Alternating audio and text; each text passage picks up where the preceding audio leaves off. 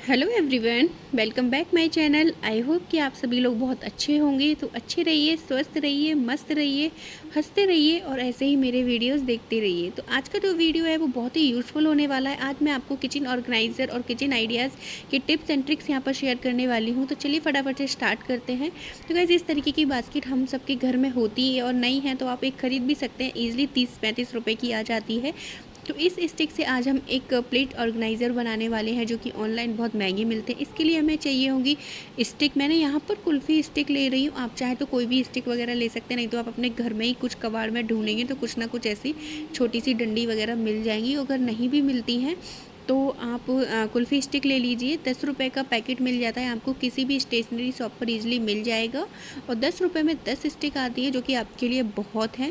तो यहाँ पर देखिए मैं इनको इस तरीके से एडजस्ट कर रही हूँ। आपको ये बास्केट इसलिए लेनी चाहिए क्योंकि इसमें होल होते हैं तो ये ईजिली चली जाते हैं, आपको कोई भी मेहनत वगैरह नहीं करनी पड़ती है।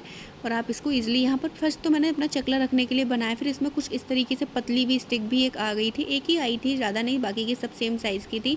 तो गाइज़ यहाँ पर मेरे पास मैंने छोटा सा जुगाड़ भी करा है। ये देखिए मैंने कुछ तो स्टिक लगाई है, फिर ये कुछ मैंने मेरे पास पड़ा हुआ था वो लगाया, क्योंकि स्टिक मतलब बच्चों ने थोड़ी ख़राब भी कर दी मेरी। बहुत सारी स्टिक लेके आई थी क्योंकि मैं इस तरीके का ऑर्गेनाइज़र वगैरह बनाती रहती हूँ, लेकिन बच्चों ने चॉपस्टिक बनाकर उनको मतलब चाइनीज़ फूड खाने का सीखने के चक्कर में मेरी सारी ख़राब कर दी। तो यहाँ पर एक छोटा सा जुगाड़ भी मैंने इस तरीके से किया है। तो ये यहाँ पर कुछ इस तरीके से मैंने इनको अरेंज कर दिया है, ठीक है। छोटे छोटे गैप पर किया है, कुछ कुछ में ज़्यादा सा गैप रखा है। तो इन्हें आप एडजस्टेबल होती हैं तो इन्हें आप कहीं पर भी अपने हिसाब से कर सकते हैं। अगर आपकी प्लेट का साइज़ मोटा या ज़्यादा वैसा है तो आप उसे हटाकर उतने ही साइज़ में अरेंज कर सकते हैं। अगर आप पतली पतली सी प्लेट्स रख, देखिए यहाँ पर है क्या है, अगर आप चकला वगैरह इस तरीके से रखते हैं तो अगर ये बैंड भी होता है, इस तरीके से गिरता भी है, तो भी ये बिल्कुल उसी में ही रहेगा, अपने ही मतलब प्लेस पर रहेगा, इधर उधर नहीं जाएगा इस तरीके से, है ना। तो आप इनको अपने हिसाब से एडजस्ट कर सकते हैं। और यहाँ पर अगर आप एक एक प्लेट यूज़ करना चाहते हैं, सिंगल सिंगल प्लेट नहीं तो आप डबल डबल करके भी प्लेट रख सकते हैं। सिंगल, क्योंकि अगर आपके पास ज़्यादा प्लेट हैं तो आप डबल करके रख सकते हैं। जैसे कि मेरे पास यहाँ पर ये इस तरीके से ज़्यादा प्लेट हैं, तो मैं इनको, आप एक ही प्लेट के अंदर 3-4 प्लेट्स को डाल कर रख दीजिए और बस इस तरीके से आपका स्पेस भी बचेगा और अच्छा भी लगेगा। तो यहाँ पर मैंने 3-4 प्लेट इकट्ठी करके यहाँ पर इस तरीके से डाल दी हैं और कुछ प्लेट्स बची हैं। तो यहाँ पर देखिए कितनी सारी प्लेट्स, कम से कम 7-8 प्लेट तो मेरी यहाँ पर आ ही गई हैं। और अभी भी आप देख सकते हैं बीच में कितना सारा स्पेस अभी भी खाली है, तो अभी और भी बहुत सारी इसमें प्लेट्स आ सकती हैं। तो इस तरीके से आप कोई भी ऑर्गेनाइज़र वगैरह बनाकर अपने घर में रख सकते हैं। और ये ऑनलाइन तो बहुत ही महंगे मिलते हैं, तो ईज़िली आप घर पर बना सकते हैं। तो यहाँ पर एक चीज़ और मैं आपको बताना चाहती हूँ कि अगर आप थाली वगैरह रखना चाहते हैं, बड़ी बड़ी थालियाँ होती हैं, तो वो इस शेप में तो नहीं आएंगी। तो उसके लिए आपको वर्टिकल नहीं बल्कि कुछ इस तरीके से ऐसे ऐसे में स्टिक लगानी होंगी, है ना। तो आप इस तरीके की बजाय फिर ऐसे में स्टिक लगाइए। लेकिन मैं यहाँ पर प्लेट स्टैंड बना रही हूँ इसलिए मैंने इसको एज इट इज़ वैसे का वैसे ही रहने दूंगी। बट मैंने आपको सजेस्ट कर दिया कि अगर आप प्लेट थाली वगैरह जो बड़ी होती है उनको रखना चाहते हैं तो आप इस तरीके से कर सकते हैं। तो यहाँ पर देखिए मैंने इसमें इस तरीके से ये हमारा बनकर पूरा प्रॉपर तैयार हो गया है। तो देखिए लग रहा है ना बढ़िया सा ऑर्गेनाइज़र। तो चलिए फटाफट से दूसरा हैक देख लेते हैं गाइस। यहाँ पर हमारे पास मसाले होते हैं जो कि इस तरीके के पैकेट फूड में आते हैं और एक बार ये खोल लेते हैं फिर ये सही से क्लोज़ नहीं होते हैं। ज़्यादा से ज़्यादा लोग इनको रबड़ का यूज़ करते हैं इनको बंद करने के लिए, है ना। लेकिन कई बार उधर रबड़ टूट भी जाती है और सही से सिक्योर भी नहीं हो पाता, साइड के कॉर्नर खुले ही रह जाते हैं। तो आज मैं आपको एक तरीका बताऊंगी जिससे कि आपको बहुत ईजी भी लगेगा और ज़्यादा मेहनत भी नहीं करनी पड़ेगी, रबड़ रबड़ की ज़रूरत भी नहीं पड़ेगी। आपको सिंपल इस तरीके से क्लोज़ करना है, फिर इसको हल्का सा बैंड करते हुए इस तरीके से और इसको अच्छे से दबा देना है। थोड़ा सा आप 1-2 बार इसको अच्छे से दबा कर रखेंगे ना, फिर ये अपने आप वैसी ही शेप ले लेगा। फिर अगेन आप जब भी यूज़ करेंगे तो अपनी शेप में ही आ जाएगा। तो इस तरीके से देख सकते हैं आप, अंदर से बिल्कुल भी अब यहाँ पर खुला हुआ नहीं है। तो अब इस तरीके से करके, और आप क्या कर सकते हैं, फटाफट से करने के लिए आप यहाँ पर क्लॉथ पिन का यूज़ कर सकते हैं, बस इस तरीके से। और इस तरीके से मार्केट में जो हम ऑर्गेनाइज़र ख़रीदते हैं इसके लिए काफ़ी वो महंगी आती हैं क्लिप्स इनको सिक्योर करने के लिए, तो आप यहाँ पर क्लॉथ पिन का यूज़ कर सकते हैं। तो यहाँ पर अगेन मैं आपको फिर से करके दिखा रही हूँ। तो इस तरीके से आप इनको अच्छे से सील करके रख लीजिए।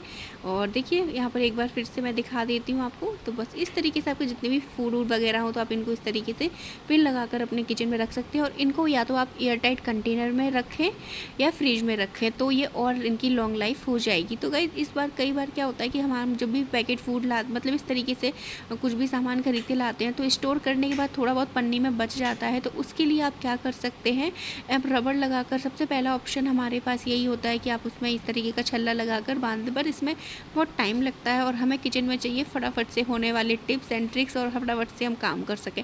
तो आपको क्या करना है, हल्का सा इस तरीके से इस पॉली को मोड़ना है बस। और यहाँ पर आप जो ब्रेड में जो लग के आती है ना, उसको आप रख लिया कीजिए, आप ये कभी मत फेंका कीजिए। मैं हमेशा रख लेती हूँ, तो मेरे पास कई सारी हैं, तो मैं इनको इस तरीके के फूड को सील करने के लिए यूज़ करती हूँ। तो देखिए इस तरीके से आप इसको ईज़िली सील कर सकते हैं इस तरीके से। तो ब्रेड में अक्सर ये निकलती है, ब्राउन ब्रेड में तो बहुत मतलब अक्सर ही निकलती है इस तरीके की क्लिप्स, तो आप इन्हें ज़रूर सिक्योर करके रखें। तो अगर आपके पास ये क्लिप्स नहीं है तो एक ट्रिक्स और बताती हूँ, जैसे कि हमारे फूड होता है, कुछ भी खाने पीने की चीज़ होती है, बहुत जल्दी सील हो जाती है, तो उसमें भी आप इस तरीके की क्लॉथ पिन लगा कर रख सकते हैं। आपने देखा होगा कि ऑनलाइन ये फूड मतलब पैकेट को सिक्योर करने के लिए बहुत महंगी क्लिप्स आती हैं वो, तो आप इस तरीके से क्लॉथ पिन से भी काम चला सकते हैं। आपका कोई भी फूड वगैरह कभी भी ख़राब नहीं होगा। तो गाइज़ ये मेरी टिप्स आपको कैसी लगी मुझे कमेंट सेक्शन में ज़रूर बताइएगा। तो चलिए एक और बढ़िया सी टिप्स मैं आपको बताती हूँ। अक्सर हम खाना बनाते हैं और हमारे बच्चे हमारे खाने से बहुत जल्दी बोर हो जाते हैं, खासकर रोटी खाना तो वो बिल्कुल पसंद नहीं करते। तो आज मैं आपको यहाँ पर आटे से तंदूरी रोटी बनाना बताऊँगी, जो कि नॉर्मल आटे से। इसके लिए आपको कोई भी अलग से आटा गूँधने की ज़रूरत नहीं है। नॉर्मल गेहूं का आटा जो आप रोटी बनाने के लिए यूज़ करते हैं ना, आपको वही यूज़ करना है। बस इस तरीके से थोड़ा सा बेल कर उस पर घी लगाना है। फिर आप जो भी कोई फिलिंग भर के इस तरीके से पराठा मोड़ते हैं, तो आपको कोई फिलिंग नहीं भरनी, बस इस तरीके से घी लगाकर उसको मोड़ देना है। फिर आपको अगेन थोड़ा सा एक बार और मोड़ना है, फिर हाथ से थोड़ा सा इसको इस तरीके से चपटा सा करना है, थोड़ा सा कर लीजिए। फिर उसके बाद आप इस पर हल्का सा घी और लगाइए। और बस जो सूखे आटे का यूज़ बिल्कुल भी नहीं करना है आपको, बस इस तरीके से आप हल्का हल्का इसको बेल लीजिए। ठीक है, इस तरीके से आपको इसको हल्का हल्का से हल्के हल्के हाथों से आपको इसको बेल लेना है।